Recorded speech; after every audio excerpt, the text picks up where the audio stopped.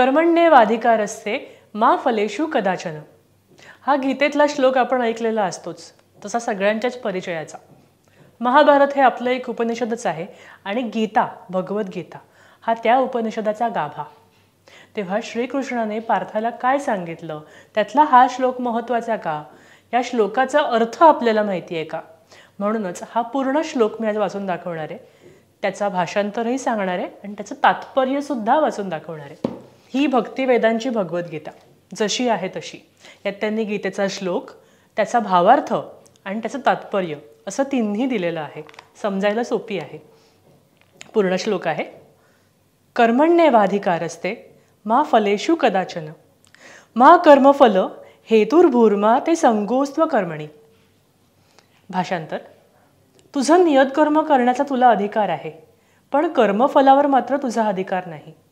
तुझ्या कर्मफलासाठी तू कारणीभूत आहेस असं कधीही समजू नकोस। तसंच तुझं कर्तव्य न करण्यामध्येही तू आसक्त होऊ नकोस। याचं तात्पर्य काय आहे?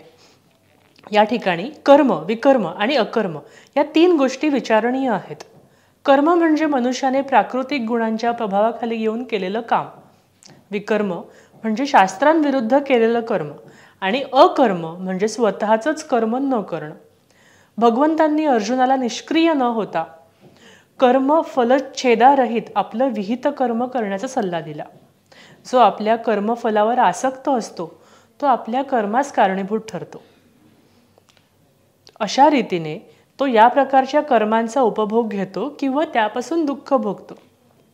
नियत कर्मांचा विचार केल्यास अशा प्रकारचे कर्म तीन प्रकारे विभाजित करता येतं: नित्यकर्म, नैमित्तिक कर्म आणि सकाम कर्म। शास्त्रांच्या आदेशानुसार कर्तव्य म्हणून फलेच्छा विरहित केलेलं कर्म सत्वगुणयुक्त कर्म असतं। फलाची आशा ठेवून केलेलं कर्म बंधनकारक ठरतं, म्हणून असं कर्म करणं अशुभ असतं। स्वतःचं नियत कर्म करण्याचा प्रत्येकाला अधिकार आहे, पण त्याने फलावर आशा ठेवता कामा नये। ती ठेवून कर्म करणं आवश्यक आहे। असं निष्काम भावाने केलेलं कर्म निसंशयपणे मनुष्याला मोक्षमार्गावर घेऊन जातं। म्हणून भगवंतांनी अर्जुनाला फळाची आशा न धरता एक कर्तव्याची बाब म्हणून युद्ध करण्यास सांगितलं। त्याने युद्धात भाग न घेणं ही आसक्तीचीच दुसरी बाजू आहे असंही सांगितलं। सकारात्मक किंवा नकारात्मक कोणत्याही प्रकारची आसक्ती ही बंधनासच कारणीभूत असते। निष्कर्म हे पापमय आहे। यास्तव कर्तव्य म्हणून युद्ध करणं हा अर्जुनासाठी एकमात्र मुक्तीचा शुभदायी मार्ग होता। या एकाच श्लोकावर पूर्ण गीतेचं सार असल्यासारखं वाटतं। आज गीता जयंती, त्यानिमित्ताने गीता सगळ्यांनी वाचावी आणि तिची एक प्रत घरात असावीच म्हणून।